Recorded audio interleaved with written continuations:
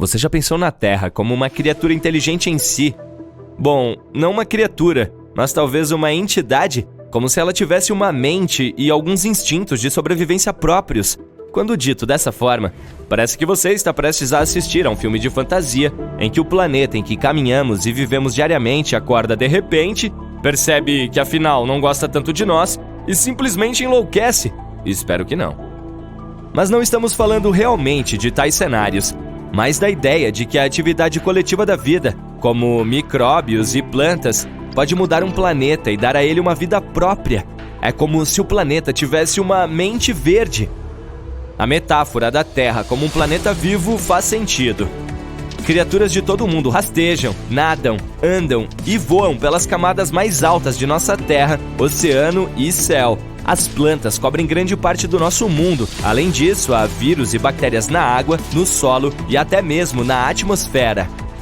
Agora, imagine todos os seres vivos da Terra, como plantas, animais e micróbios, como uma equipe gigante trabalhando em conjunto. Eles têm trabalhos diferentes, mas todos fazem sua parte para tornar o planeta um lugar melhor para se viver. Por exemplo, as plantas produzem o oxigênio que respiramos e os animais ajudam a polinizar as flores. Juntos, eles formam a biosfera, que é como a equipe de vida da Terra.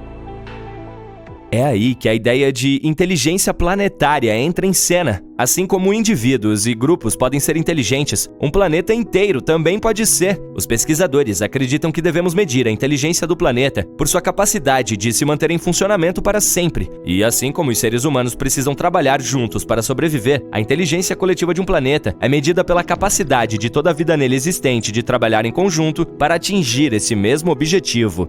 É como se o planeta fosse um sistema complexo que sabe como cuidar de si mesmo, como as florestas. Elas podem compartilhar nutrientes por meio de suas redes subterrâneas secretas de fungos. Isso ajuda todas as árvores a se manterem saudáveis. Obviamente, podemos aprender muito com as florestas. Se fôssemos para o universo da fantasia em busca de planetas inteligentes e conscientes, com certeza escolheríamos Mogo, do Lanterna Verde. É uma entidade planetária específica que pode fazer coisas como mudar seu clima e alterar a gravidade, o crescimento das plantas ou algumas outras condições da superfície.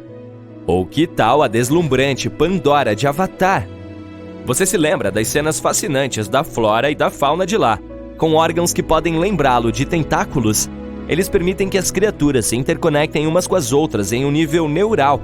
É como se o planeta inteiro fosse um cérebro gigante com muitas árvores menores, criaturas e outras peças como se fossem as suas células. E estamos longe disso, mas ainda é bom imaginar. No momento, nossa civilização está no estágio que os cientistas chamam de tecnosfera imatura. Isso significa que ainda estamos muito concentrados no uso de tecnologias que nem sempre são boas para o nosso planeta. Não temos uma inteligência planetária ou uma compreensão coletiva do que precisa ser feito para melhorar o nosso planeta. Em vez disso, estamos todos fazendo nossas próprias coisas.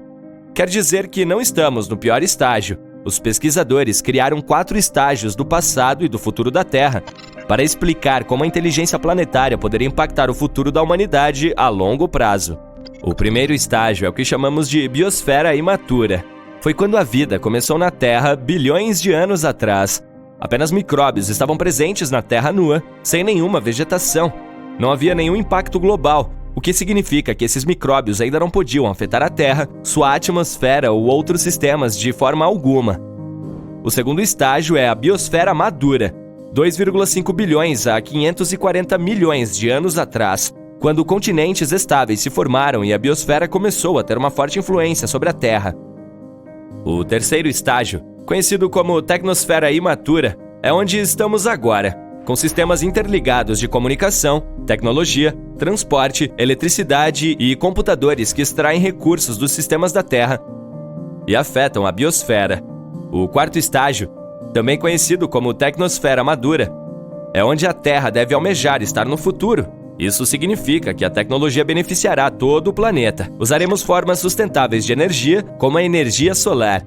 A inteligência planetária é o sinal de um planeta maduro, e os pesquisadores estão tentando descobrir como podemos avançar em direção a ela. Portanto, as coisas que fazemos em um nível individual importam. A atividade coletiva da vida, como micróbios ou plantas, pode mudar um planeta e torná-lo mais do que apenas uma rocha sem vida flutuando no espaço. por meio da biosfera, nosso planeta natal meio que descobriu como abrigar a vida por si só há bilhões de anos. E ainda está funcionando.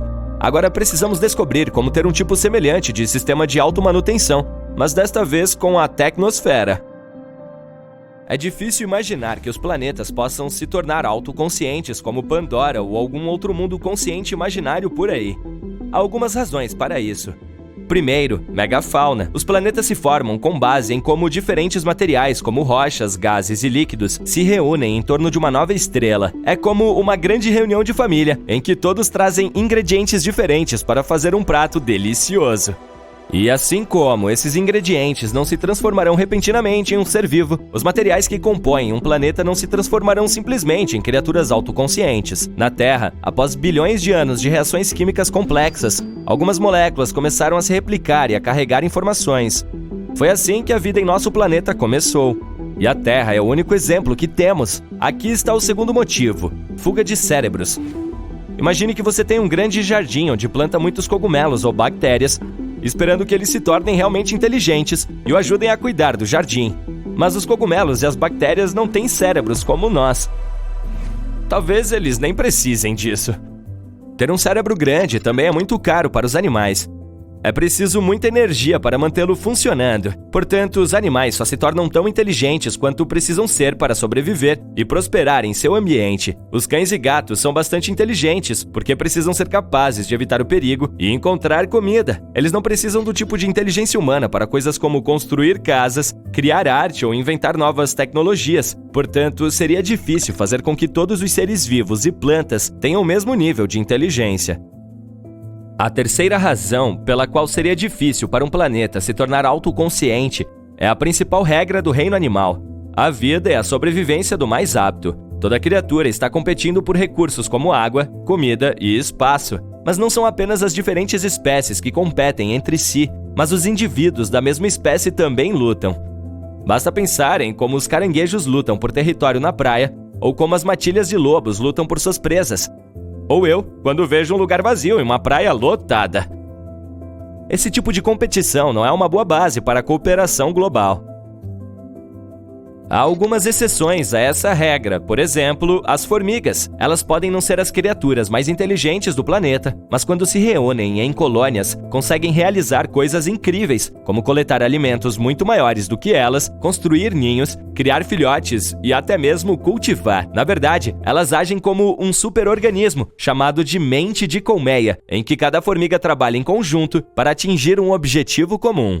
Insetos como abelhas e formigas são muito altruístas e trabalham juntos para garantir a reprodução de sua rainha. Se uma grande colônia de formigas tomasse conta de todo o nosso planeta, ela poderia agir como uma única mente e trabalhar em prol dos interesses da colônia e do planeta até que os recursos se esgotassem.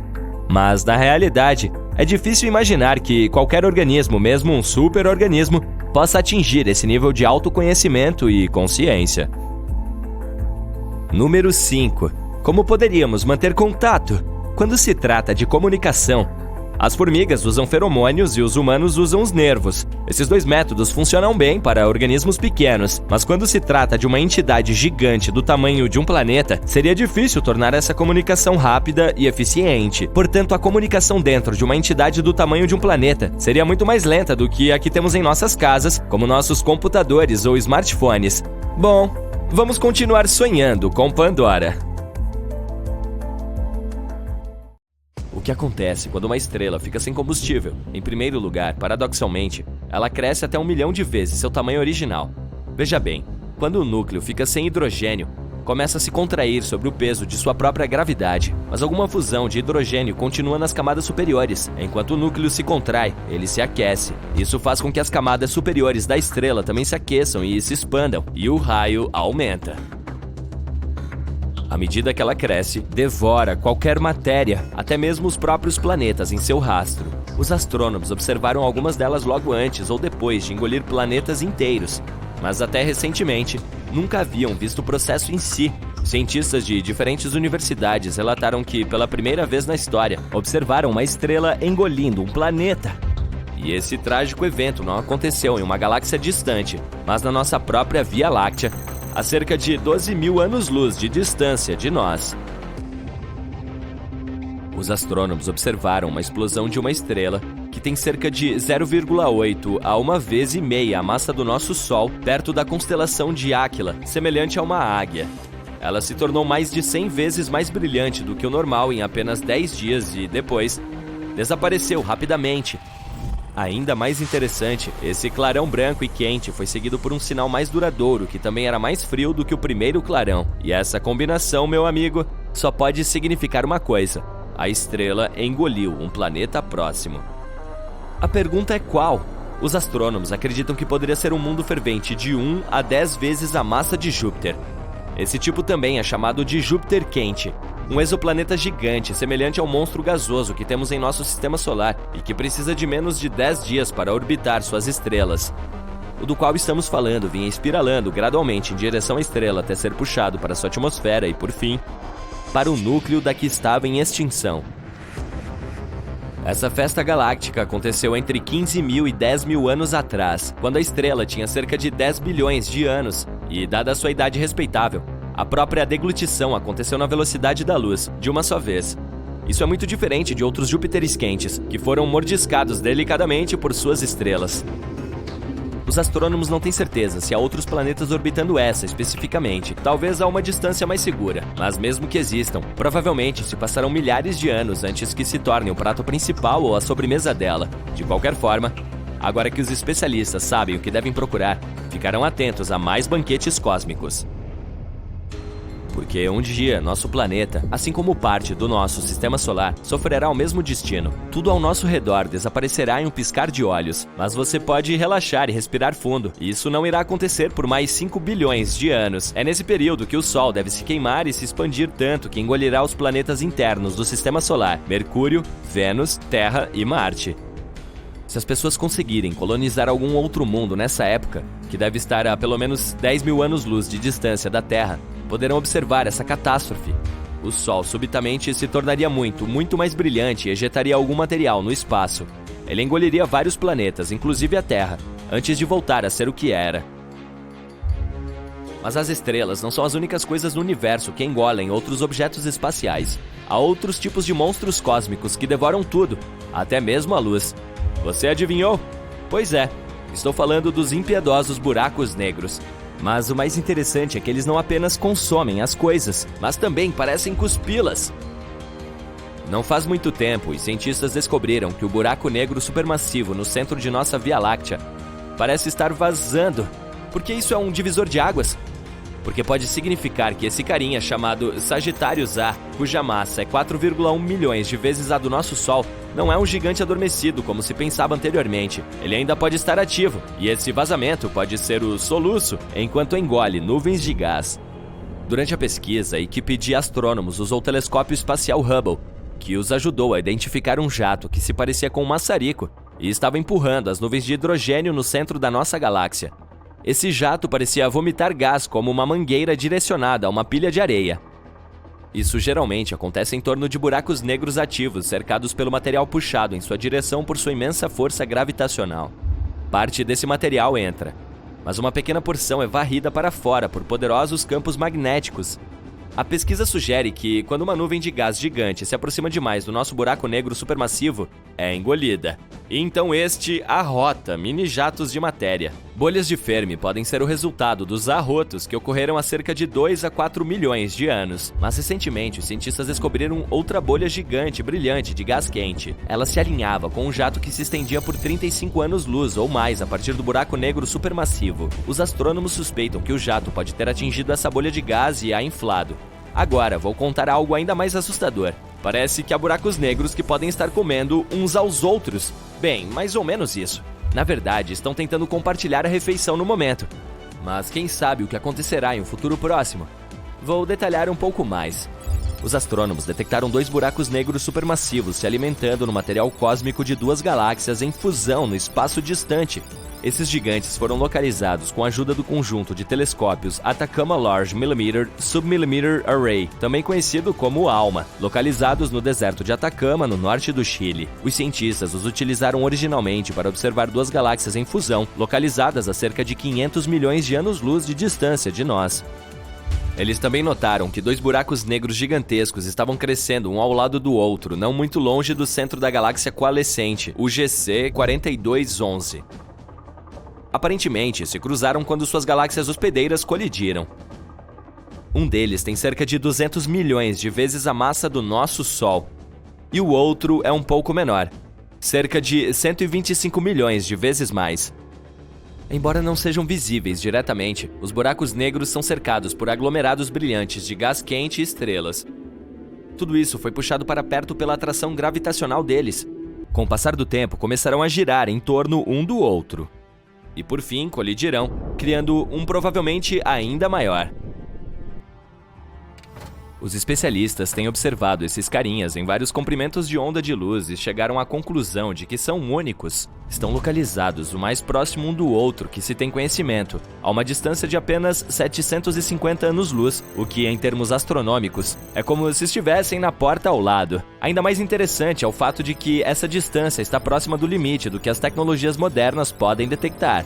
É interessante notar que essas fusões gigantescas são mais típicas de galáxias distantes. Isso faz com que seja mais difícil para os telescópios baseados na Terra observá-las, mas a sensibilidade do ALMA ajudou a pesquisar essas regiões brilhantes e compactas onde a matéria gira em torno dos buracos negros. Imagine como os pesquisadores ficaram surpresos quando, em vez de um, viram 2, mastigando a poeira e o gás agitados pela enorme fusão espacial. O mais importante sobre essa descoberta é que ela pode significar que esses buracos negros binários provavelmente são muito mais comuns do que pensávamos anteriormente. E se os pares são tão comuns, isso pode facilitar o estudo das ondas gravitacionais que ocorrem quando os buracos negros colidem. Essas ondas também são conhecidas como ondulações no espaço-tempo. Se falarmos sobre o par descoberto recentemente, talvez ainda leve várias centenas de milhões de anos para que eles se choquem um contra o outro. Mas observando seu comportamento, os cientistas podem descobrir quantos buracos negros binários que estão prestes a colidir existem no universo. Embarque aí! Eu preparei um tour pelos planetas companheiros da Terra. Vamos começar com Mercúrio, o menor planeta do Sistema Solar. Durante o dia, a temperatura na superfície deste planeta pode chegar a 430 graus Celsius. E durante a noite pode cair para 180 graus negativos. As temperaturas aqui são extremas porque o planeta não tem atmosfera. Em vez disso, Mercúrio tem uma exosfera fina. Essa é uma das razões pelas quais Mercúrio não é habitável. As temperaturas e a radiação solar são muito extremas para qualquer organismo sobreviver lá. Agora vamos imaginar que haja uma maneira de viver em Mercúrio. Então, como seria a vida lá? A superfície do planeta é parecida com a da Lua. Com o tempo, os meteoritos deixaram muitas marcas nele. Ao contrário da superfície lunar, a de Mercúrio é marrom acinzentada. Agora olhe para cima. O Sol em Mercúrio pareceria quase 3 vezes maior do que na Terra. E a luz do Sol seria quase 7 vezes mais brilhante. Eu me pergunto que tipo de óculos de sol as pessoas usariam se morassem lá. Pode surgir vida neste planeta no futuro? Não tenha muitas esperanças, é muito improvável. Agora, que tal pousar em Vênus? Você pode pensar que o planeta mais quente do nosso sistema solar é Mercúrio, pois é o mais próximo do Sol. Mas, na realidade, este título pertence a Vênus. O que é que faz Vênus ferver? A maior razão é a sua atmosfera. Ela é composta quase inteiramente de dióxido de carbono. A atmosfera é tão espessa que leva o planeta a aquecer sem parar. Basicamente, os gases na atmosfera impedem que a radiação térmica saia de Vênus. Assim, o planeta simplesmente não consegue esfriar. A água na superfície se transforma constantemente em vapor. Se a superfície de Vênus fosse comida, então sua atmosfera seria um micro-ondas. É por isso que as temperaturas neste mundo podem chegar a 465 graus Celsius. Como seria viver em Vênus? Na Terra, as estações mudam por causa da inclinação do planeta. Mas Vênus não tem mudanças significativas ao longo do ano. As coisas são bastante constantes à noite e durante o dia também.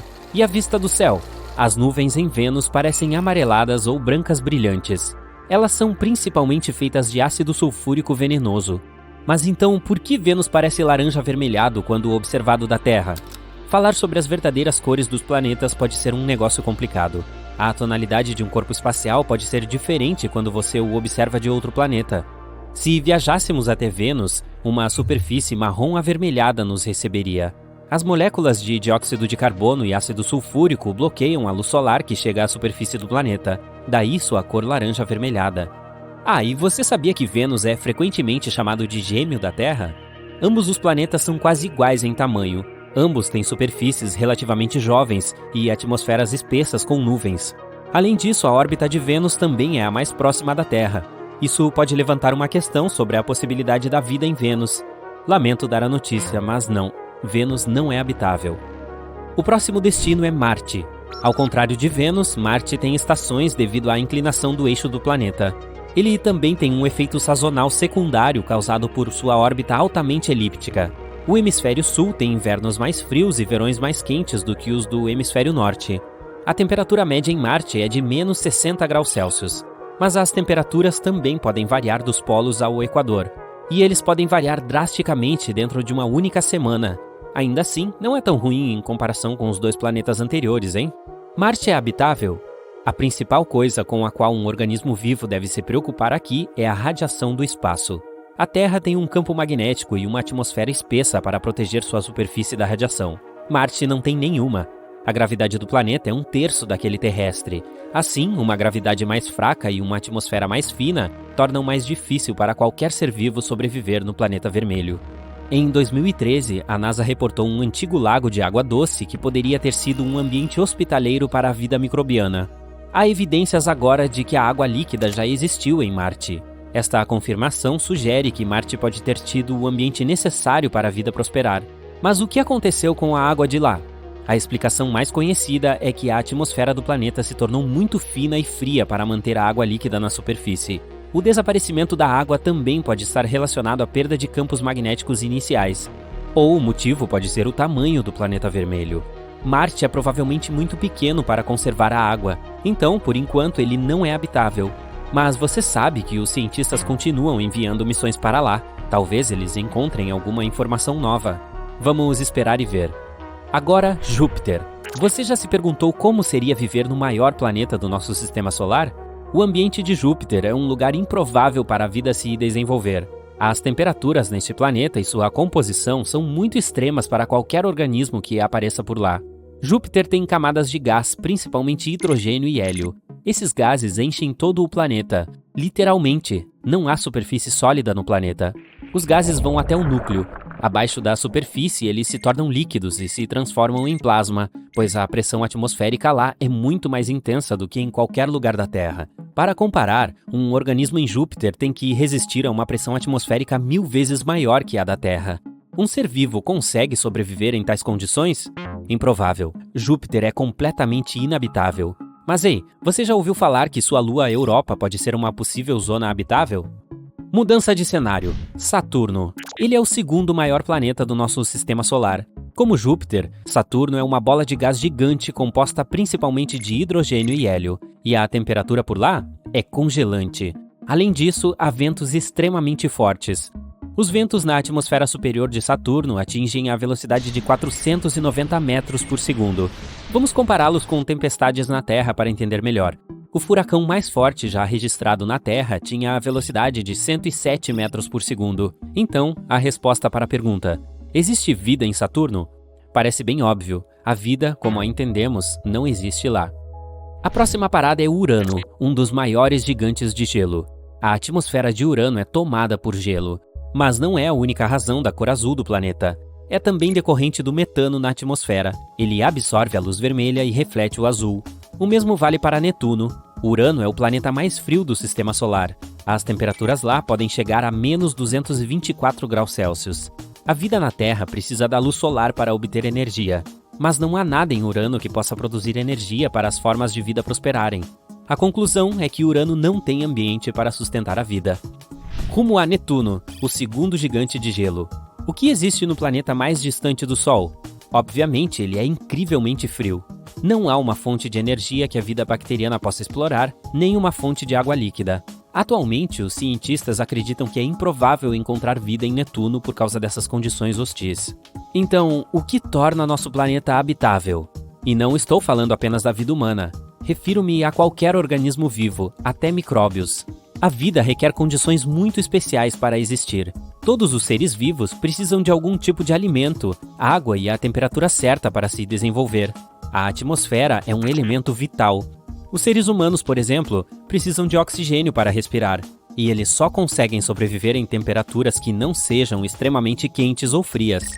Outra coisa é a gravidade. Todos os outros planetas que mencionei não têm exatamente as mesmas condições que a Terra. A vida lá provavelmente seria diferente do que temos aqui.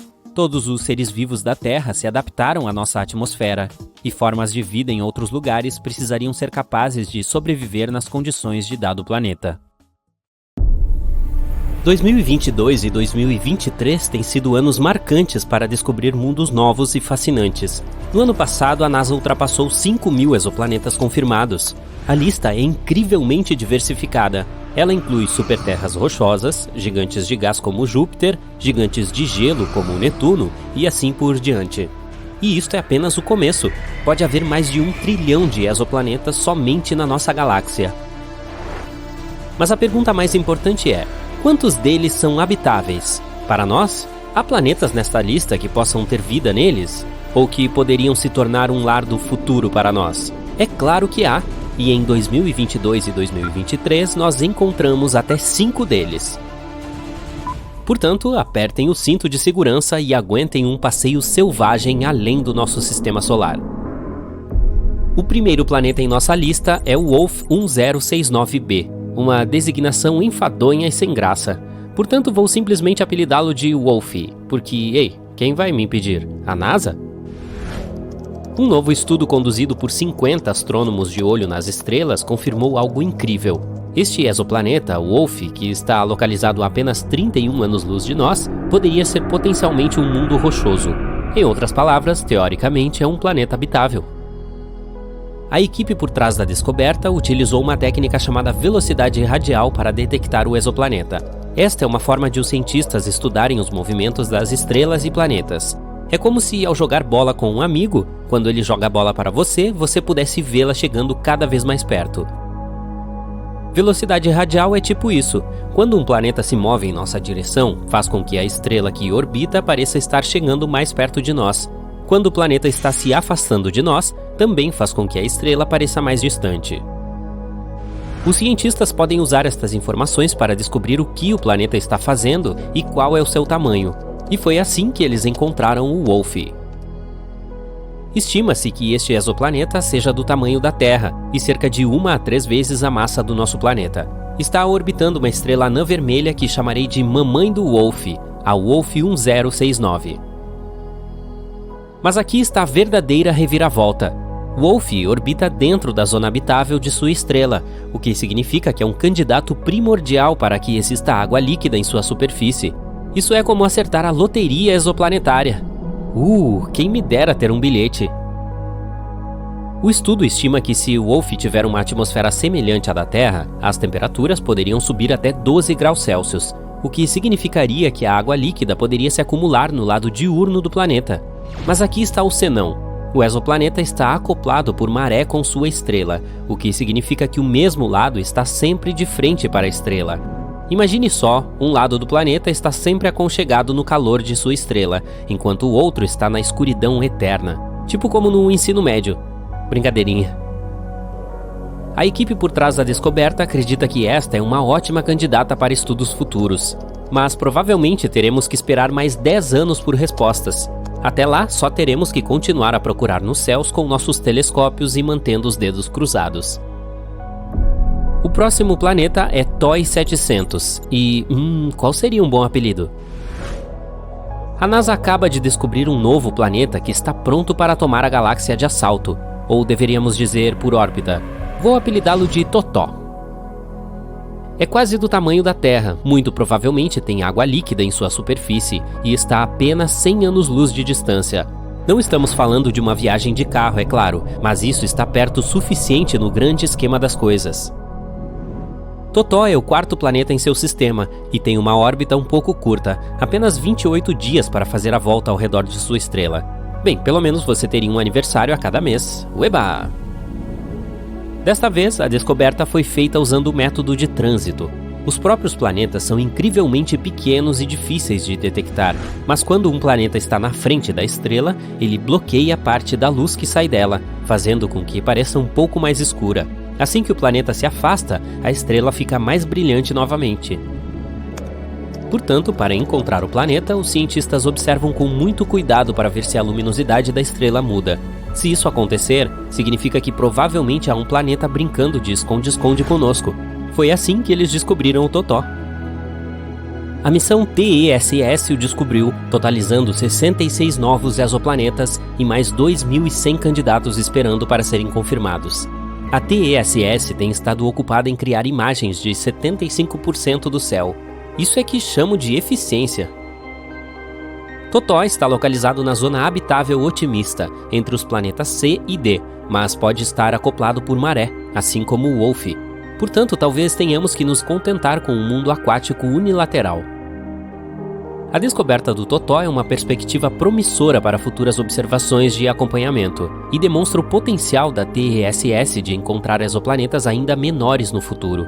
Quem sabe poderá um dia encontrar um novo lar para a humanidade entre as estrelas, ou pelo menos um novo local de férias. A seguir, temos os gêmeos GJ1002b e GJ1002c. A galáxia acabou de se aproximar um pouco mais de nós com a descoberta de 2 exoplanetas, que eu vou apelidar de João e Maria, que estão a um passo do nosso sistema solar. Isso mesmo, estes 2 planetas semelhantes à Terra estão localizados a menos de 16 anos-luz de distância, o que é apenas um pulinho, um salto em termos de espaço. Para comparação, Próxima Centauri b é o exoplaneta mais próximo com massa tipo A terrestre, a 4,2 anos-luz de distância. Portanto, esses 2 novos vizinhos estão entre os mais próximos de nós. Os 2 orbitam uma estrela anã vermelha com apenas 1/8 da massa do Sol.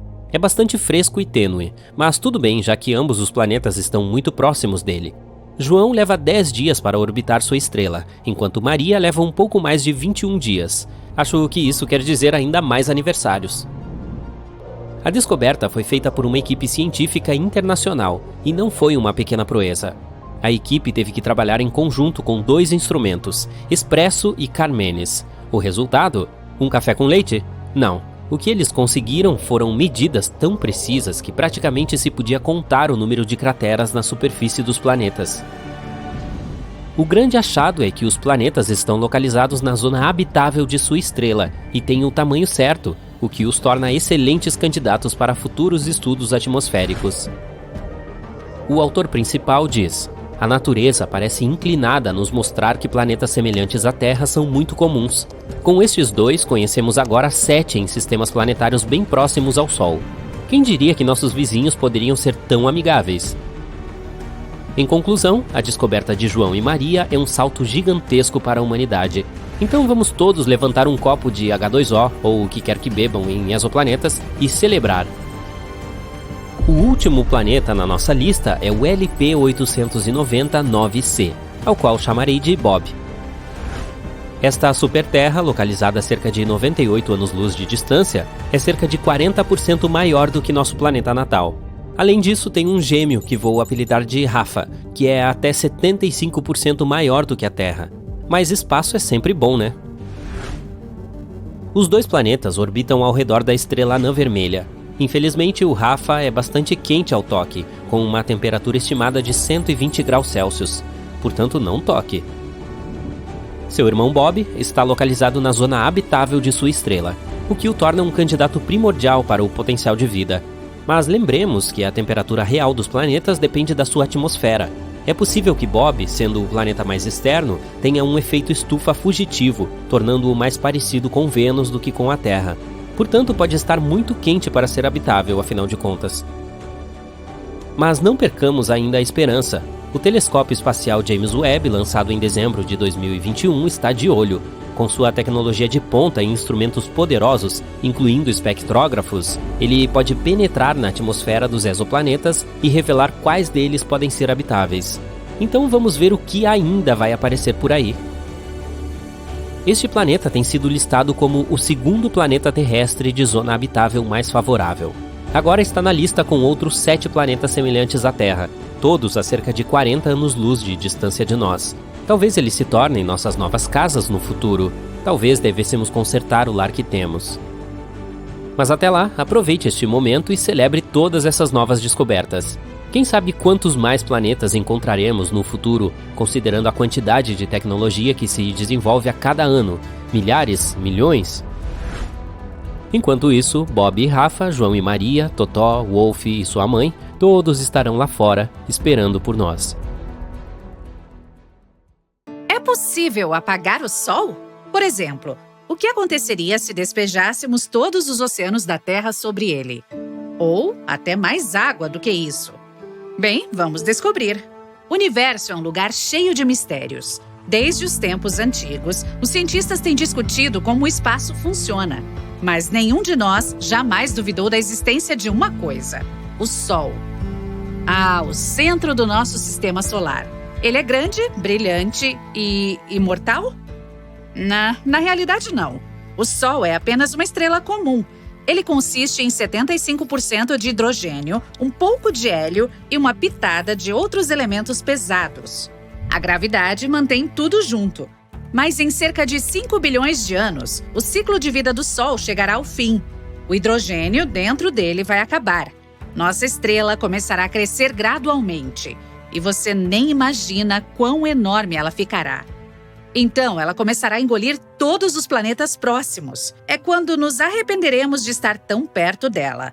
Depois de engolir a todos nós, a estrela permanecerá uma gigante vermelha por mais 1 bilhão de anos. Então, mais cedo ou mais tarde, começará a encolher e desaparecer, transformando-se em uma anã branca. No final, nada restará a não ser uma nebulosa planetária brilhante e colorida. Mas não se assuste. Neste momento, o Sol está no meio do seu ciclo de vida. Ele nasceu há cerca de 4,5 bilhões de anos. E lhe resta mais ou menos a mesma quantidade de tempo ainda. Felizmente, nascemos no melhor e mais estável período da estrela. Em outras palavras, não há razão para se preocupar. Opa, então vamos encontrar uma. Que tal acelerar o ciclo de vida do Sol com a ajuda da água? Vamos tentar coletar toda a água da Terra e despejá-la no Sol. Primeiro, vamos precisar de um balde. Não, este não. Vamos precisar de um balde muito, muito grande. Aquele que pode conter cerca de 1,360 bilhão de quilômetros cúbicos de água. Isso será igual em tamanho à distância de Washington até Chicago. Ou, se pudermos encontrar apenas baldes comuns, deve haver cerca de 70 quintilhões deles aqui. É um número com 18 zeros. Ok, imagine que magicamente conseguimos tantos baldes. É hora de apagar o Sol. Molharemos a estrela com toda essa água e... nada? Sério? Olha só para isso. O Sol provavelmente ficou com pena de nós e produziu uma pequena explosão solar. Acontece que toda a água da Terra é, na verdade, apenas uma gotinha perto do Sol. As pessoas muitas vezes subestimam quão maior o Sol realmente é em relação ao nosso planeta. Na realidade, cabem mais de 1.300.000 terras nele. Então é isso. O Sol não vai se apagar e nem vai esfriar. Nem vai notar que fizemos algo. Mas não vamos desistir. A gente quer mesmo que o Sol apague por algum motivo. O que acontece se derramarmos apenas o suficiente de água sobre ele? E quanto é esse suficiente? Lembra dos nossos quintilhões de baldes? Bem, na verdade, precisamos de cerca de 370 octilhões deles. Esse é um número com 27 zeros. É difícil até de imaginar. Então, digamos que é muita água. Agora vamos derramar tudo no Sol de novo. Uau, olha só esse vapor! Mas o Sol não se apagou novamente. Pelo contrário, ele disse obrigado e de repente ficou muito maior e mais brilhante. O que está acontecendo? Acho que já deu para perceber que o Sol não é uma fogueira. Dentro das fogueiras e das chamas de velas, há combustão química. Quando despejamos água no fogo, a água absorve o calor da chama e o resfria a tal ponto que ele não consegue mais manter a reação de queima. A água também bloqueia o acesso do fogo ao oxigênio. Ela basicamente interrompe o processo químico. Mas a queima do Sol não consiste na mesma reação. Mesmo que digamos que ele queima, isso não é totalmente verdade. O que acontece lá é algo chamado fusão nuclear, uma das reações mais violentas e malucas do universo. Existem muitas camadas de hidrogênio entrando profundamente no Sol. Se você pegar 4 átomos de hidrogênio e juntá-los, ficará com um átomo de hélio. Quando falamos do Sol, o processo é um pouco mais complicado. Quando a nossa estrela tenta realizar essa fusão, os prótons positivos se repelem. É preciso muita força e energia para espremê-los de alguma forma. Felizmente, existe uma força mágica no espaço. É a gravidade. O Sol ocupa 99,8% de toda a massa do Sistema Solar. Bem pesado, né? E toda essa massa é que mantém o Sol unido com a ajuda de uma força gravitacional incrível. Então, a gravidade pega 4 trilhões desses pequenos átomos de hidrogênio e os junta a cada segundo de cada dia. Quando eles colidem, liberam energia. Então, ao contrário do fogo, o Sol não precisa de oxigênio para viver. Ele precisa de hidrogênio. E todos nós sabemos a fórmula da água, H2O. Ela é composta de hidrogênio e oxigênio. A água é literalmente combustível para o Sol. É como tentar apagar um incêndio com gasolina. Ainda tem mais. A massa extra adicionada pela água tornará o Sol mais pesado. Agora a gravidade diz: obrigada pela ajuda. Então ele começa a colidir os prótons uns com os outros ainda mais rápido. E graças a isso, a síntese se acelera. Ótimo! Deixamos o Sol incrivelmente forte e agora ele nos engoliu, a nós e a outros planetas próximos. E se continuarmos adicionando água, o Sol mais cedo ou mais tarde entrará em colapso sobre si mesmo. Ele explodirá suas camadas externas e se tornará um buraco negro. Incrível! Agora ele vai puxar para dentro absolutamente tudo ao seu redor. Que ótimo, hein? Mas vamos dar uns passos atrás, porque claramente nosso experimento com água foi um erro. Uma pequena explosão solar soa muito melhor. Ok, estamos de volta ao nosso Sol, calmo de sempre. Mas parece que esquecemos algo. Como está a nossa Terra agora sem água? Bem, aparentemente a água era super importante para a vida na Terra. Quem diria? Agora, há uma enorme quantidade de peixes imóveis e de outras criaturas marinhas espalhadas por onde os oceanos estavam. Pobrezinhos. Quanto às criaturas do fundo do mar, elas simplesmente não resistiram a uma mudança tão brusca de pressão. Algas e corais também secaram.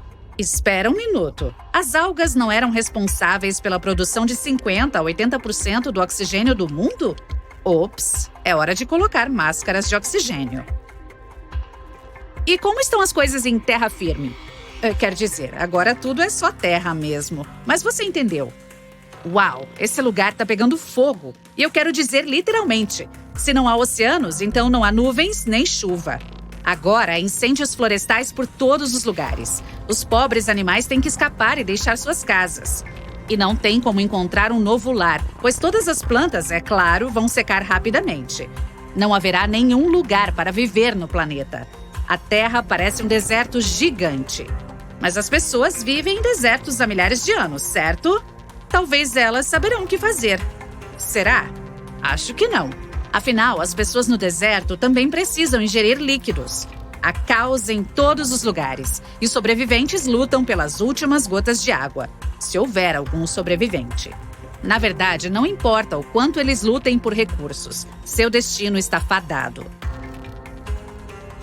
O oceano absorve uma enorme quantidade de gás carbônico e de calor vindos do Sol. Ele também distribui esse calor por todo o planeta, tornando-o agradável. Mas sem oceano, as temperaturas vão saltar rapidamente para 121 graus Celsius ou mais. Mesmo que a gente ignore as altas temperaturas, lá vem outro problema. Agora, não temos nuvens. E elas nos ajudavam também, não deixando passar a radiação solar. Portanto, também estamos sob o impacto direto dos raios solares. Nossa última esperança são os icebergs. Como tudo está terrivelmente quente, eles derreteram. E talvez eles sejam a última esperança para a humanidade. Mas aquela explosão solar legal definitivamente valeu a pena. Segure seu chapéu, porque estamos prestes a embarcar em uma jornada incrível. Com a ajuda de cientistas super inteligentes e seus estudos, pedimos à inteligência artificial que nos levasse a uma viagem alucinante de 2 bilhões de anos no tempo e nos mostrasse como era a nossa incrível Terra. Então, aperte o cinto e vamos descobrir. Era uma vez, bem no passado, nosso planeta era apenas um bebê, cerca de 4 bilhões e meio de anos atrás. Entrar em uma máquina do tempo e fazer uma visita teria sido um grande erro. Tudo era uma enorme bagunça. Em primeiro lugar, o solo ainda estava todo pegajoso e derretido, portanto, pousar a máquina do tempo seria um grande risco. Agora, assim que você tentasse sair, veria uma Terra completamente diferente da que conhecemos hoje. A paisagem é uma colcha de retalhos de montanhas escarpadas, mares cintilantes e vastas extensões de solo. Imagine vulcões enormes entrando em erupções e em explosões ardentes, lançando gases e cinzas no ar. É como um show de fogos de artifício alucinante. E mesmo que você tivesse uma máquina nova e sofisticada que pudesse pairar e tivesse escudos especiais para lidar com o calor, ainda assim teria dificuldade para respirar. Veja bem, a atmosfera da Terra primitiva é um pouco temperamental. Nuvens espessas pairam no céu, lançando sombras misteriosas no solo abaixo. O ar é tão fino quanto um sussurro e está repleto de todos os tipos de gases interessantes, como hidrogênio e hélio. O dióxido de carbono se espalha ao redor, dando a tudo uma tonalidade verde vibrante. O vapor de água flutua pelo ar, criando uma sensação de umidade e uma névoa refrescante. E pode haver uma pitada de amônia e metano apenas para manter as coisas interessantes. Muitos gases legais, não é? Mas espere, há algo faltando: oxigênio. Assim, se você respirar fundo, não sentirá aquela onda familiar de ar enchendo seus pulmões. No chão ainda não há florestas exuberantes ou árvores imponentes. Em vez disso, você encontra terrenos acidentados e rochosos. Algumas rochas antigas têm as marcas de forças intensas, colisões e terremotos que moldaram a superfície ao longo de milhões de anos. Mas em meio a toda essa beleza antiga, algo incrível está prestes a acontecer. A vida, em seus estágios iniciais, está evoluindo e se preparando para sua grande entrada. Organismos simples como algas e bactérias dominam a cena. Florescem nos oceanos usando o abundante dióxido de carbono para crescer e se multiplicar. As águas estão repletas de atividade, como formas de vida coloridas e microscópicas zumbindo como uma cidade movimentada. Esses minúsculos organismos estão trabalhando arduamente, liberando oxigênio à medida que realizam suas atividades. São como pequenas fábricas, mudando lentamente a composição da atmosfera.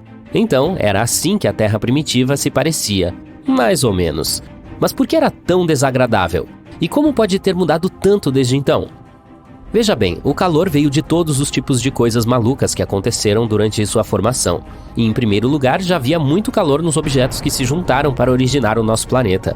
Depois, à medida que a Terra ficou maior e mais forte, sua força gravitacional recebeu um grande impulso de energia. Isso puxou mais coisas, mas também causou um enorme abraço de urso no nosso mundo, apertando tudo com força. E você sabe o que acontece quando as coisas são espremidas? Esquentam como uma panela de pressão. Esse aquecimento maluco teve um impacto enorme na estrutura do planeta. Imagine-o como uma mistura de rochas, metais e minerais. Mas à medida que as coisas esquentavam, ficavam tão quentes que derretiam. E adivinha o que aconteceu?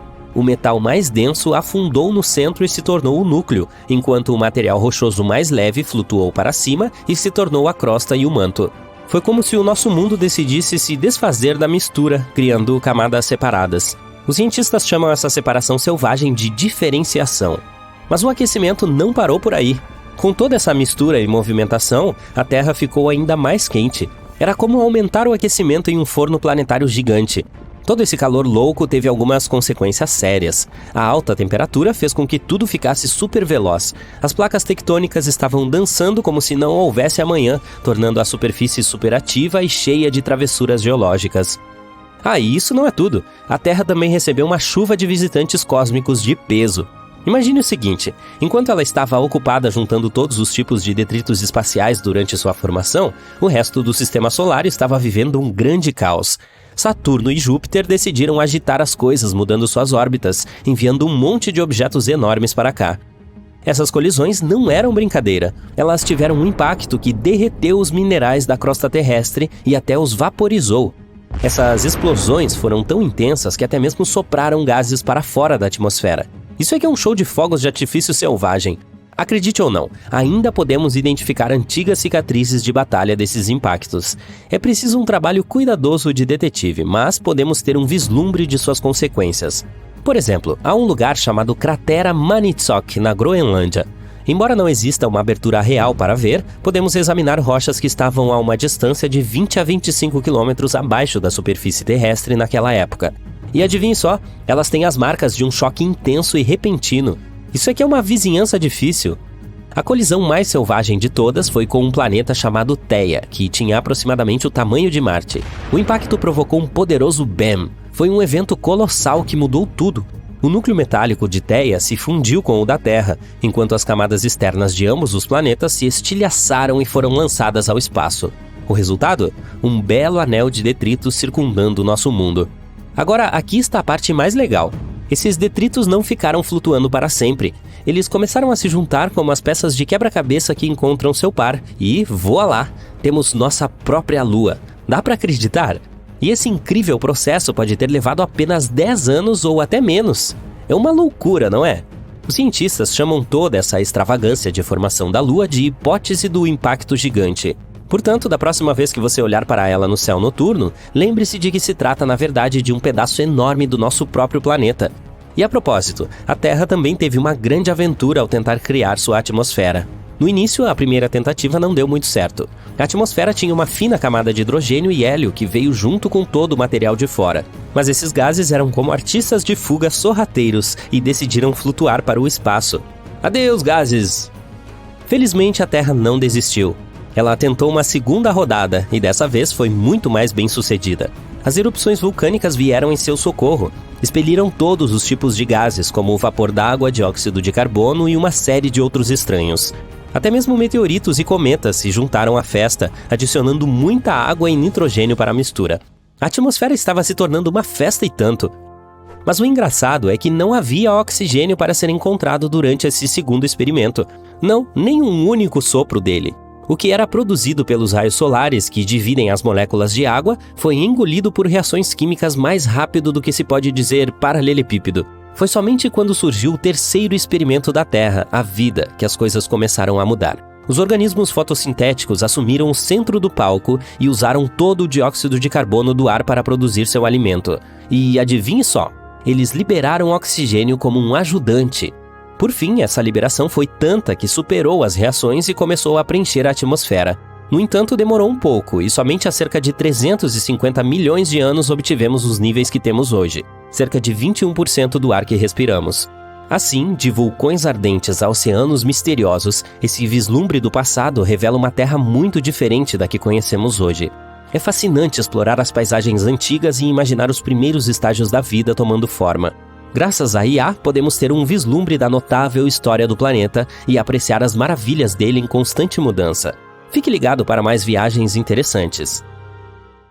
Em nosso bom e velho planeta Terra, a água está em toda parte. Não apenas nos oceanos e mares, mas também na atmosfera, no solo e em nós mesmos.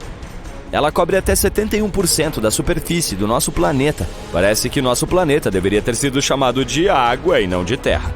Mas o que aconteceria se a água e a terra fossem distribuídas igualmente? E se metade do planeta fosse terra e a outra metade fosse água?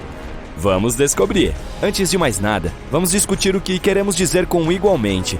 Apesar de tudo que foi mencionado, na verdade não há tanta água em nosso planeta. Sim! Se juntássemos tudo em uma gota gigante, ela seria um pouco maior do que o tamanho dos Estados Unidos. E toda essa quantidade de água corresponderia a apenas 0,02% da massa total da Terra. Portanto, todas essas profundezas oceânicas inexploradas são basicamente nada. E agora imagine se mudássemos a composição de nosso planeta, nivelando o volume de água e terra. O que aconteceria então? Então, teríamos um planeta oceânico muito assustador. Esse planeta pareceria um oceano sem limites. É muito improvável que você encontre até mesmo um par de pequenas ilhas nele. E se você as encontrasse, elas provavelmente seriam o topo de enormes montanhas subaquáticas. Esse mundo seria praticamente inabitável. Se você estivesse na superfície, não seria capaz de ver o sol ou qualquer outra coisa no céu. Você não saberia que horas do dia são ou onde exatamente você está. Tudo isso por causa da neblina e das nuvens incrivelmente espessas. Esse tipo de clima seria permanente em um planeta como esse. Além disso, você não saberia nem mesmo onde termina a neblina e começa a água. Tudo isso porque a umidade seria muito alta. Mas será que ainda haveria vida? Talvez dentro do próprio oceano? Infelizmente, isso também é bastante improvável.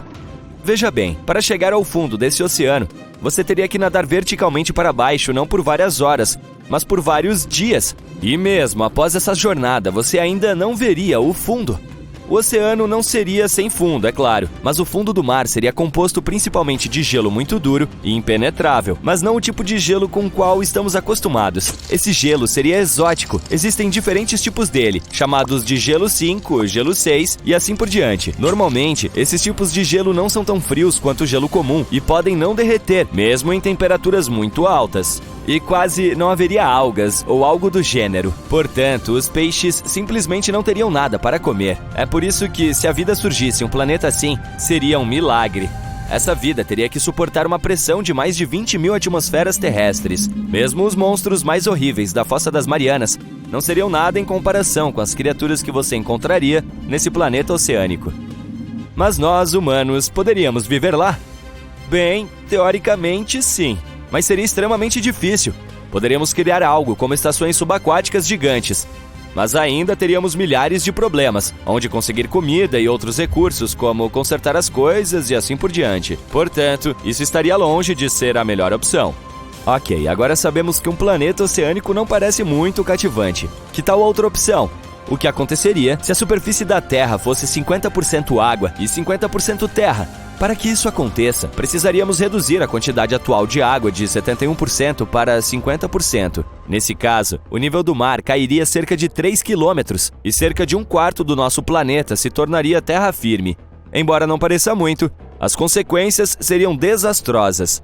Atualmente, existem 5 oceanos interconectados na Terra: Atlântico, Índico, Pacífico, Sul e Ártico. Mas se baixarmos o nível do mar, todos esses oceanos simplesmente desapareceriam. Eles se transformariam em reservatórios e mares fechados e separados. Pelo contrário, todos os continentes se fundiriam em uma massa de terra gigante, quase como se tivéssemos trocado a terra e a água. E a princípio, isso pareceria muito legal. Agora, você poderia caminhar ao redor do mundo. No entanto, a quantidade de terra que você teria que percorrer também aumentaria. Cada continente do planeta aumentaria de tamanho. Todo esse novo território seria aproximadamente igual à área atual da Ásia, Europa, África e América do Norte juntas. Bem, isso seria uma enorme massa de espaço não utilizado. Mas o que encontraríamos nesses novos territórios? A maioria deles seria bastante plana, mas em lugares onde costumavam existir oceanos profundos, você veria vastos corredores e fendas íngremes. Outra coisa legal é que a maioria das cidades submersas voltaria à superfície. E não, infelizmente não encontraríamos Atlântida entre elas, mas ainda haveria muitos outros lugares legais. Por exemplo, a antiga cidade romana de Baiae, que segundo as lendas, era basicamente um paraíso na Terra, com todas as suas luxuosas vilas e jardins. Ou Heraklion, a cidade que foi para o fundo do mar há milhares de anos e foi considerada um mito por muito tempo. Então sim, poderíamos organizar excursões a esses lugares antigos. Mas é claro, nem tudo seria divertido em um mundo assim. Devido a uma perda tão grande de água, as correntes oceânicas seriam interrompidas, e isso levaria a problemas climáticos muito sérios. O oceano absorve o calor irradiado pelo Sol. Graças às correntes, esse calor é distribuído por toda a Terra, o que cria um clima estável e agradável. Mas se essas correntes forem interrompidas, as temperaturas na Terra se tornarão mais extremas. Ela ficaria muito mais quente perto do Equador e ainda mais fria ao redor dos polos Norte e Sul. Então sim, infelizmente o gelo da Antártica não nos salvaria. Seria exatamente o oposto. As regiões ao redor dos polos Norte e Sul secariam completamente, transformando-se em desertos secos e frios. Além do calor, a água também absorve o dióxido de carbono do ar, e como os oceanos não seriam capazes de absorvê-lo, este gás começaria a se acumular na atmosfera. Esse excesso venenoso cobriria todo o planeta. As temperaturas médias aumentariam, e o planeta inteiro começaria a secar lentamente. Incêndios florestais de grandes proporções ocorreriam, e assim por diante. Parece familiar? Para piorar a situação, não haveria nada para apagar esses incêndios, porque, você sabe, as chuvas não podem se formar do nada. Então sim, os níveis de precipitação cairiam, e isso levaria a secas perigosas. Teríamos uma série de novos desertos em todos os continentes. Apesar de obtermos todos esses novos territórios, é improvável que possamos, de alguma forma, construir novas cidades e vilas lá. Muitos deles seriam inabitáveis, não apenas porque muitas florestas e plantas desapareceriam, mas também porque a maioria dos animais migraria para lugares mais agradáveis. Como resultado, teríamos grande dificuldade para encontrar qualquer tipo de alimento. Portanto, toda a vida em nosso planeta, plantas, animais e pessoas, teria que se adaptar às novas condições de vida. A vida teria que evoluir rapidamente e se acostumar com a constante escassez de água. Os animais, por exemplo, poderiam diminuir de tamanho por causa disso. Muitos deles, devido à falta de grama e umidade, mudariam para uma dieta estritamente carnívora. E é claro, teríamos que dizer adeus à enorme abundância de vida marinha. Muitos peixes desapareceriam para sempre. Os seres humanos muito provavelmente dariam um grande salto evolutivo para trás. Não apenas porque perderíamos um grande número de recursos e nos mudaríamos para novos territórios, mas também porque perderíamos o acesso a uma das mais importantes fontes de energia do mundo, as usinas hidrelétricas. Sem eletricidade, muitas fábricas parariam de funcionar. Dizer que isso causaria uma crise em grande escala para todos nós é, infelizmente, óbvio. Portanto, nossa proporção atual de água e terra é a melhor opção possível. Se houvesse pouca ou muita água, as consequências seriam terríveis. É por isso que precisamos proteger as condições atuais com todas as nossas forças. Os buracos negros são um dos fenômenos mais enigmáticos e sinistros do universo. Eles podem engolir estrelas e planetas inteiros, distorcendo a própria estrutura do espaço e do tempo. Mas e se a Terra, nosso planeta natal, fosse pega pelas garras do horizonte de eventos de um buraco negro? O que veríamos antes do fim inevitável? Vamos conferir, ok? Então, um buraco negro é como o valentão do parquinho. É uma região do espaço onde a gravidade é tão forte que nada, nem mesmo a luz, pode escapar dele. É como o Houdini ao contrário. Assim como os flocos de neve, cada buraco negro é único. Cada um tem sua própria massa, rotação e carga. E eles também existem em tamanhos diferentes, como se fossem calças. Pequeno, slim, regular e husky, ou algo assim. De qualquer forma, existem 4 tamanhos. Os menores buracos negros são os de massa estelar. Eles nascem quando uma estrela enorme fica sem energia e se dobra sobre si mesma. Eles são como os chihuahuas do mundo dos buracos negros. Podem ser minúsculos, mas são mal-humorados. Eles devoram a matéria próxima como um filhote de cachorro faminto, e mesmo o menor deles é 3 vezes mais massivo que o nosso Sol. Em seguida, temos os filhos do meio dessa família cósmica. Os buracos negros de massa intermediária. Eles são grandes demais para nascerem de estrelas que entraram em colapso. Os cientistas acreditam que eles podem ser criados quando vários buracos negros se fundem em um só. E embora não consigam dominar as galáxias, pelo menos podem engolir algumas estrelas próximas. Que bom para eles, né? Mas você sabe quem pode dominar uma galáxia? Os enormes monstros do nosso universo, os buracos negros supermassivos. Eles são os gigantes com massas que variam de milhões a bilhões de vezes a do nosso Sol. E eles desempenham um papel crucial no crescimento e na formação de suas galáxias hospedeiras. Por fim, existem os buracos negros ultramassivos. Confia em mim, você não consegue nem imaginar o tamanho e a massa deles. Esses objetos cósmicos assustadores e sinistros são extremamente raros, mas os que conhecemos podem devorar galáxias inteiras, como o Pac-Man. Então, o que acontece se você chegar muito perto de um buraco negro? Ou melhor, o que você veria em seus últimos momentos? Bom, primeiro, você chega a um horizonte de eventos. É como um ponto sem volta. Um limite invisível que marca a borda de um buraco negro. E é aqui que as coisas começam a ficar realmente estranhas. Por exemplo, o tempo começa a ficar mais lento. Não para você, mas para uma pessoa de fora que observa de uma distância segura. Se você estivesse caindo em um buraco negro, não sentiria nada diferente. Mas se estivesse observando outra pessoa cair no buraco negro, você a veria desacelerar e, por fim, congelar no tempo, como em um vídeo pausado.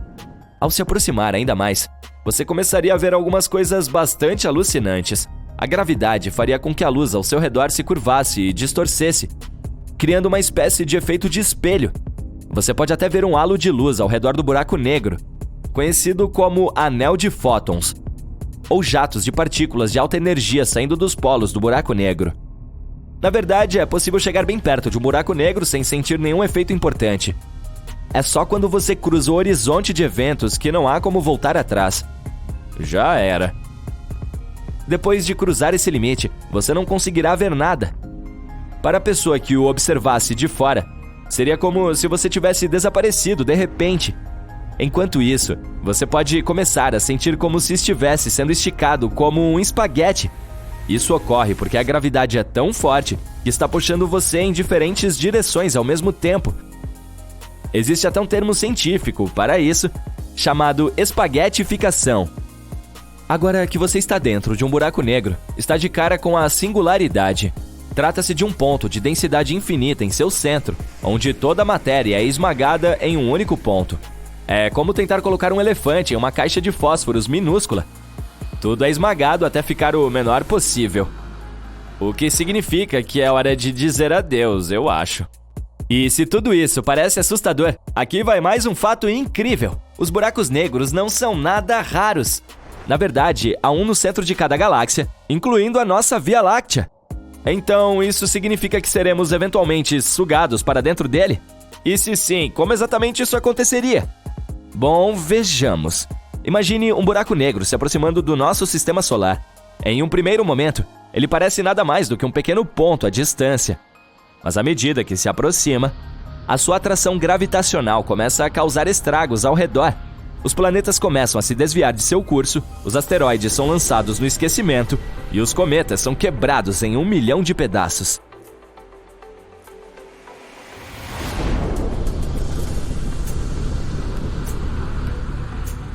Em breve, ele inevitavelmente chegará à Terra. Primeiro, a atmosfera do nosso planeta seria puxada em direção ao buraco negro, provocando uma enorme tempestade de vento, e haveria ondas enormes nos oceanos, com a própria água sendo distorcida pelas forças gravitacionais. Imagine ver os mares e oceanos sendo esticados. O campo magnético da Terra é gerado pelo movimento do ferro fundido no núcleo do planeta. Mas agora, as forças de maré extremas do buraco negro interromperiam esse movimento, fazendo com que o campo magnético enfraquecesse e se distorcesse. Tudo isso causaria terremotos e erupções vulcânicas maciças à medida que a crosta e o manto do planeta fossem separados. Toda a infraestrutura e tecnologia seriam completamente destruídas. Prédios, pontes e estradas seriam destruídos. Ok, vamos apertar o botão de pausa. É muito assustador, né? Não, mas não se preocupe. Você nem iria ver tudo isso, porque você teria sentido os efeitos do buraco negro muito antes. De volta ao futuro. Nós perderíamos nosso campo magnético antes mesmo de tudo começar a entrar em colapso.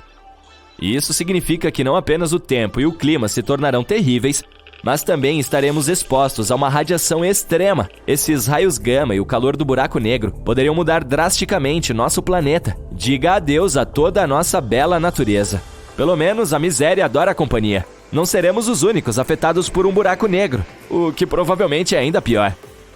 Quando esse monstro engolir todo o sistema solar, ele consumirá quase tudo.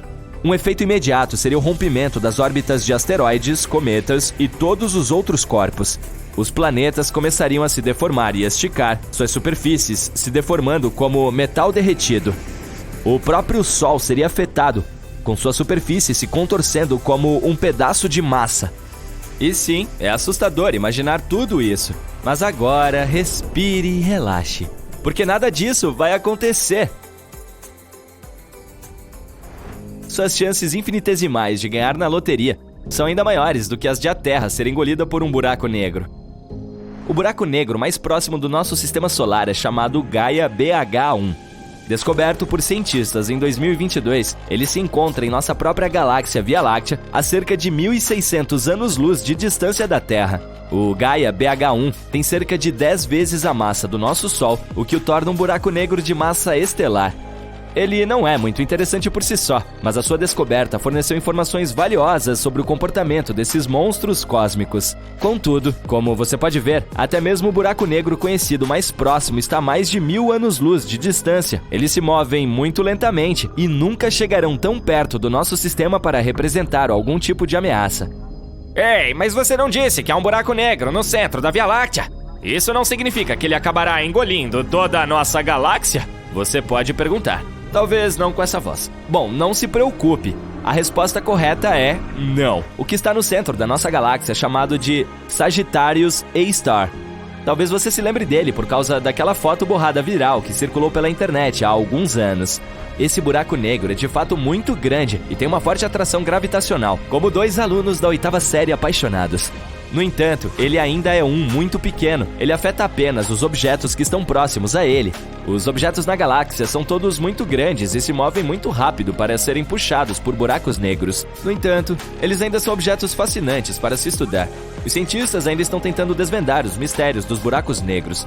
E mesmo que eles não sejam perigosos para nós, eles ainda são um grande lembrete do incrível poder do nosso universo. Agora, acho que vou voltar minha atenção para o incrível poder do chocolate. Rotação é uma coisa engraçada. Não é engraçado de rir, mas um pouco esquisito. Não só você não pode sentir a rotação, como tudo roda junto. De galáxias a átomos, o universo está nos levando para um giro. Estranhamente, foi mais difícil provar que a Terra gira em torno de si mesma do que está girando em torno do Sol. Em 1610, Galileu, o pai da ciência experimental, forneceu a primeira prova de que a Terra e todos os outros planetas giram em torno do Sol. Galileu mostrou em seu telescópio que Vênus estava passando por fases como a Lua. A única conclusão possível foi que Vênus estava girando em torno do Sol. Caso encerrado, planetas giram. Mas foi apenas 241 anos depois, em 31 de março de 1851, para ser exata, que Léon Foucault provou que a Terra estava girando. Foucault instalou um pêndulo gigante no teto de 67 metros de altura do Panteão em Paris. Um grupo de cientistas e jornalistas assistiu enquanto o chão girava sob o pêndulo gigante.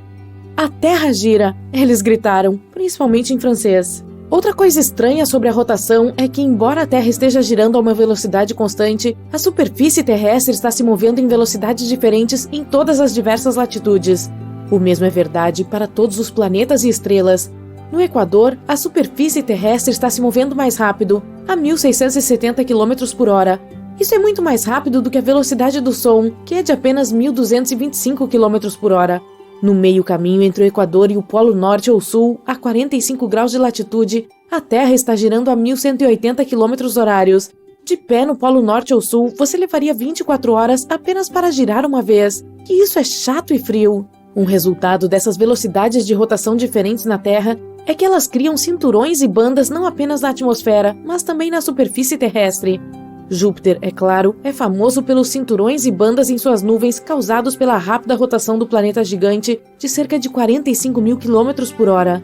Normalmente não se fala nos cintos e bandas na superfície da Terra, mas nós também os temos. Temos gelo branco nos polos norte e sul, e entre os dois polos temos cinturões alternados e faixas de deserto de areia seca e vegetação verde úmida. Essa geografia essencial pode ser vista mais claramente quando vemos a Terra girando no espaço. As agências espaciais usam a rotação diferencial da Terra a seu favor. Elas lançam seus foguetes o mais próximo possível do Equador. A NASA usa o Cabo Canaveral perto do extremo sul da Flórida. E a Agência Espacial Europeia usa o Centro Espacial da Guiana, na Guiana Francesa, quase exatamente no Equador. Como a Terra sob um foguete perto do Equador está girando a uma velocidade maior, dá ao foguete um impulso maior para o espaço que os locais de lançamento perto dos polos. É sempre bom economizar combustível, não é? Falando em Júpiter, como fiz cerca de 3 parágrafos atrás, o eixo de rotação do grande planeta está ainda menos inclinado do que o do Sol. O Sol é inclinado em um ângulo de cerca de 6 graus, enquanto Júpiter é inclinado apenas 3 graus. Júpiter fica quase perfeitamente reto, o que, combinado com a grande velocidade em que Júpiter está girando, faz com que seu dia inteiro seja inferior a 10 horas. Transforma Júpiter em um giroscópio gigante. A estabilidade giroscópica de Júpiter, combinada com sua gravidade maciça, dá estabilidade a todo o sistema solar. Em outras palavras, Júpiter impede que fatores de caos interrompam as órbitas dos outros planetas. Sem Júpiter girando como um giroscópio estável, o sistema solar nunca poderia ter ficado intacto pelos bilhões de anos que tem. Os sistemas solares de exoplanetas estão mostrando sinais de caos em suas órbitas. Eles fariam bom uso de algo semelhante a um giroscópio, como Júpiter, para mantê-los juntos. A rotação é o verdadeiro herói aqui. Quanto ao Sol, sua rotação diferencial tem um grande efeito na atividade de manchas solares. Essas são manchas que aparecem às vezes na superfície solar, geralmente em latitudes médias nos hemisférios norte e sul do Sol. À medida que a atividade das manchas solares aumenta no Sol, elas começam a se aproximar do Equador. Poucas manchas solares são vistas perto dos polos. Com a rotação diferencial, os gases no Equador solar se movem mais rápido do que aqueles nos polos do Sol. Esse movimento diferencial dos gases afeta as linhas do campo magnético no Sol, fazendo com que elas se encaixem. Manchas solares são erupções magnéticas que se elevam através da superfície solar, lançando gases eletrificados para o espaço e emitindo intensa radiação ultravioleta, muitas vezes na direção terrestre. Oh! Não tenha medo, a rotação diferencial da Terra nos protege. Nossa Terra não apenas gira de maneira diferente em sua superfície, mas também abaixo da sua superfície, no seu centro. Estudos de leituras sísmicas de ondas de choque de terremotos indicam que o núcleo metálico da Terra está girando um pouco mais rápido do que a superfície do nosso planeta. Os cientistas acreditam que a rotação diferencial do núcleo metálico terrestre dentro do líquido metálico rotativo mais lento cria a magnetosfera decorrente dos polos da Terra e se estende para o espaço. Essa magnetosfera mantém a Terra a salvo dos gases eletrificados do Sol. Viva a rotação! O mega terremoto de magnitude 9 em 2011, ao largo da costa do Japão, reorganizou a massa da crosta terrestre e fez com que a rotação da Terra acelerasse. O dia ficou mais curto. Não muito mais curto, apenas 1,6 milionésimo de segundo, mas estamos acostumados a ver a rotação da Terra desacelerar. A Terra girando através da ação das marés do efeito gravitacional da Lua nos oceanos drena a energia cinética da rotação terrestre, fazendo com que o planeta desacelere. Cada dia está se tornando mais longo, cerca de 2 milésimos de segundo a mais. Bem, eu preciso ajustar meu relógio. Anos bissextos, todos sabemos, são quando adicionamos um dia ao calendário a cada 4 anos, 29 de fevereiro, para endireitar a revolução anual da Terra em torno do Sol, levando 365 dias e 1/4. Mas segundos bissextos são adicionados aos relógios ocasionalmente para sincronizar nossos relógios com a rotação terrestre e permitir que o planeta alcance nossos relógios. Como se a Terra estivesse preocupada com nossos relógios. 27 segundos bissextos foram adicionados desde 1972. O último segundo bissexto foi adicionado em 31 de dezembro de 2016 e fez com que os relógios lessem 18 horas, 59 minutos e 60 segundos. Sim, eu também não notei, mas a rotação da Terra tem se acelerado recentemente de maneira inesperada. Normalmente, leva 86.400 segundos para a Terra girar, medido por uma matriz de relógios atômicos em diferentes locais da Terra e coordenado por um serviço especial em Paris, Serviço Internacional de Sistemas de Rotação e Referência da Terra. Sim, pessoas são pagas para fazer isso. 19 de julho de 2020 foi o dia mais curto já registrado. Incrível 1,46 milissegundo a menos do que o habitual de 86.400. Nossa! Se isso continuar por mais 5 anos, eles podem ter que adicionar um segundo bissexto negativo para sincronizar nossos relógios com a rotação acelerada da Terra. Computadores e satélites não vão gostar de ver seus relógios lerem 1º de janeiro à meia-noite. E eles dizem que o tempo não pode retroceder. Pelo menos a Terra não começou a girar para trás ou parou de girar completamente. Isso seria catastrófico. Tudo cairia para frente em qualquer velocidade diferencial que estivesse girando na Terra. No entanto, parece ser isso que aconteceu com o planeta mais próximo da Terra, Vênus. Vênus gira muito lentamente para trás, em retrógrado, e isso é muito incomum. Como assim, você pergunta? Existem várias teorias para explicar por que Vênus gira em movimento retrógrado, enquanto todos os outros planetas giram em movimento prógrado, ou para frente. Líquidos dentro de uma esfera rotativa como um planeta têm muita inércia. É por isso que quando você pega um ovo da geladeira, por exemplo, e tenta girá-lo, ele não gira. O líquido dentro está parado. Sua inércia está resistindo à sua tentativa de girá-lo. No entanto, se finalmente, depois de muitas voltas, você conseguir fazer com que o ovo cru gire, é difícil fazê-lo parar de girar. Se você o pegar e o colocar de volta no chão, o ovo começará a girar novamente, porque a inércia do líquido dentro dele ainda está indo para frente. Você só impediu que a casca girasse. Algo assim pode ter acontecido com Vênus. Espere um minuto. Vênus? Backspin? Tênis? Acho que há uma conexão aqui em algum lugar. Sabemos que em Vênus, o planeta, um dia é mais longo que um ano. Leva mais tempo para Vênus girar lentamente para trás uma vez do que Vênus leva para orbitar o Sol uma vez. Mas esse planeta está desacelerando drasticamente, 6,5 minutos nos últimos 25 anos. Se ainda houver líquido dentro de Vênus e o movimento continuar, podemos ver Vênus parar completamente de girar para trás e começar a girar para frente novamente. Vamos, Vênus, eu confio no seu potencial. Esse negócio de rotação retrógrada e prógrada tem um pouco de mistério. Parece que tudo tende a girar em movimento prógrado. Se você moldar sua mão direita como uma bola e deixar o polegar para cima para indicar o norte, gire o pulso em sua direção. Esse é um movimento prógrado. Seus dedos no lado esquerdo da sua mão estão se movendo em sua direção. Buracos negros, sistemas solares, galáxias, átomos, estrelas, etc. Tudo parece girar em movimento prógrado, dependendo de qual ângulo você os vê. Experimentos no Grande Colisor de Hadrons indicam que partículas subatômicas giram em direção à esquerda, de forma prógrada. Está começando a parecer que podemos estar em um universo canhoto. Então por que é tão difícil encontrar um abridor de lata manual ou fita métrica para canhotos? Eu não sei. É um mistério. Como a Terra seria se tivesse nascido em outro sistema estelar? Fiz uma pequena pesquisa para descobrir, e os resultados foram surpreendentes. Há alguns trópicos quentes, ventos fortes e libélulas gigantes. Mas ok, deixe-me explicar do começo. Desde 1995, a NASA descobriu mais de 4.100 planetas fora do Sistema Solar. Infelizmente, a maioria deles é de bolas gigantes de gelo como Netuno, ou gigantes gasosos como Júpiter.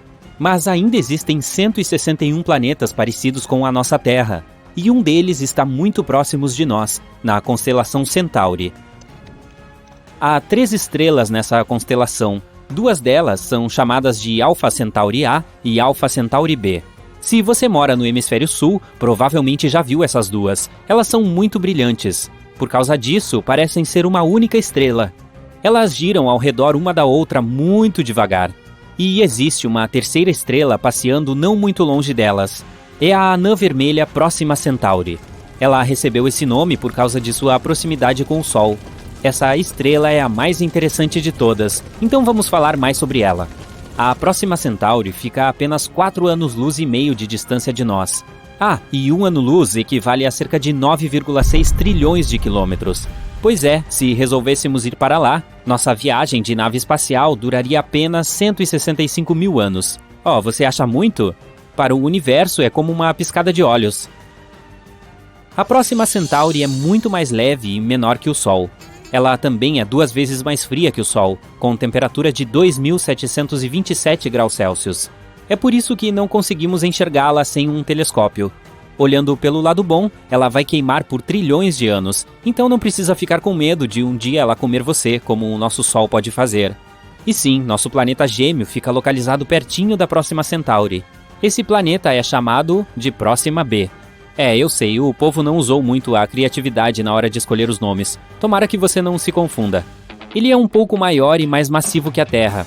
Esse planeta fica localizado na zona habitável da Próxima Centauri. Isso significa que pode haver água e até alguns micro-organismos lá.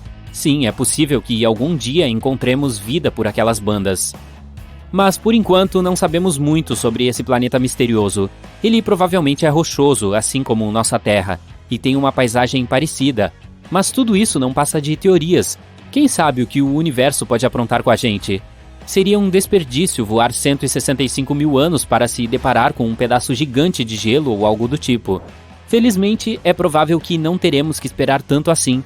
Nossos gênios estão desenvolvendo uma tecnologia que permitirá que nos movimentemos a uma velocidade próxima da velocidade da luz. Se eles conseguirem, poderemos chegar à Próxima B em apenas 20 anos. De qualquer forma, este vídeo não é sobre a Próxima B. É sobre o que aconteceria se a vida tivesse surgido não no nosso Sistema Solar, mas na Alpha Centauri. E se estivéssemos orbitando a Próxima Centauri, ou as outras 2 estrelas? Então agora vamos imaginar que a Terra entrou no lugar da Próxima B. Vou chamar esse novo planeta de Nova Terra. Acho que também não estou sendo muito criativo na escolha do nome. Bom, antes de tudo, vamos falar da órbita. A Nova Terra deve ficar cerca de 25 vezes mais próxima de sua estrela do que a Próxima B. Caso contrário, faria um frio tremendo por lá. Vamos para um planeta um pouquinho mais próximo. Excelente. O dia ainda dura 24 horas, mas nosso período orbital é muito alto. A Próxima B gira em torno de sua estrela em 11 dias, mas faremos isso em apenas 8. Ei, uma festa de aniversário toda semana? Tô dentro. Espere, tem outro problema. Veja bem, a Próxima Centauri é uma estrela eruptiva. Isso significa que às vezes, do nada, ela lança alguns ventos estelares. Eles carregam um monte de partículas ionizadas, que depois se assentam nos planetas. Nosso Sol também faz isso, mas a Próxima Centauri tentaria nos eliminar com 2.000 vezes mais força do que o nosso Sol. Então os níveis de radiação são fora do comum, para dizer o mínimo. Não se preocupe, de boas. Tudo o que precisamos é de campos magnéticos poderosos. Eles nos ajudarão a criar uma atmosfera muito espessa que nos protegerá dos ataques da Próxima Centauri. Então, agora o clima será muito quente. Ou não. Temos mais um problema. Cientistas ainda não têm certeza sobre como exatamente os planetas da Próxima Centauri giram ao redor dela. E se eles estivessem acoplados por maré como a nossa Lua? Aí um lado da nova Terra seria escaldante como uma panela de gordura, enquanto o outro lado seria repleto de desertos congelados. Tudo bem. Encontraremos um lugarzinho intermediário. Eu jamais imaginei que diria isso, mas nesse caso a temperatura seria amena no Polo Norte. Se tivermos sorte no processo de rotação, teremos um planeta aconchegante com temperatura amena. A média é de cerca de 21 graus Celsius e não haverá nenhuma variação extrema. Na Nova Terra teremos muito mais água. O clima geralmente é meio maluco. Alguns ventos fortes e chuvas bastante destrutivas podem durar muito tempo. Mas podemos nos adaptar. As mudanças de temperatura serão muito mais notáveis nas montanhas. Assim como na Terra, quanto mais alto você subir, mais frio fica. Só que aqui será muito frio. Por causa disso, as montanhas e colinas terão florestas em suas bases e desertos cobertos de neve em seus topos. Mas, de modo geral, será muito parecido com os trópicos da Terra. A flora será muito rica, as árvores serão baixinhas, mas exuberantes. A atmosfera espessa também tornará o voo mais fácil, então teremos muitos animais voadores gigantes, como libélulas com uma envergadura de asas de quase 5 metros. Continuando. O céu será muito mais leve que o da Terra, e com muitas nuvens. Às vezes ele parecerá ser totalmente branco. Mas a noite de céu estrelado será linda e brilhante, e haverá 4 sóis. Nosso principal será a Próxima Centauri. Poderemos ver também 2 estrelas Alpha Centauri. E por fim, nosso velho Sol parecerá uma estrela brilhante e distante. Vou deixar você derramar algumas lágrimas de saudade da velha Terra. Há poucos planetas perto de nós, como a Próxima Centauri C. A estrela anfitriã é cercada por 2 cinturões de poeira cósmica, então prepare-se para admirar um lindo show de cores no céu durante a noite. Então, no fim, o que temos é um planeta um pouco maluco, mas verde e lindo. Então não me importaria de me mudar para lá agora mesmo. E você? Conte para nós nos comentários. Muito bem, agora sabemos o que aconteceria se a Terra tivesse nascido perto da Próxima Centauri. Mas e as outras 2 estrelas? Infelizmente, não conseguiríamos rotacionar perto de 2 estrelas ao mesmo tempo. Cientistas suspeitam que a Alpha Centauri A e B têm algum tipo de planeta em comum que salta de uma órbita para outra, mas provavelmente é muito frio. Vamos escolher a Alpha Centauri A. Assim como na Nova Terra, aqui nossas temperaturas médias são de aproximadamente 21 graus Celsius, mas agora a variação de temperatura é muito maior. Ela vai de menos 73 no Polo Sul a 45 graus Celsius no Equador. Ficaremos bem perto do norte. O dia ainda tem 24 horas e o período orbital é de 1 ano e 1 mês. É quase a mesma coisa na Alpha Centauri B, mas lá o período orbital é de cerca de 6 meses. As demais condições são muito parecidas com as da Terra. Quase nem dá para notar as mudanças nas estações. As temperaturas também não mudam muito. Seja onde for que nos instalarmos, a estrela vizinha continuará muito visível, mas provavelmente não veremos a Próxima Centauri. E é isso. Claro, todas essas coisas aconteceriam considerando condições perfeitas. Assim como na Terra, basta uma pequena alteração para mudar tudo de figura, como uma atmosfera mais fina ou uma distância maior da estrela. Tivemos muita sorte com a nossa Terra. Ainda assim, as chances de encontrar um planeta habitável são muito altas. Mesmo com algumas dificuldades, teremos cerca de 15 milhões de planetas em nosso universo onde poderemos buscar vida.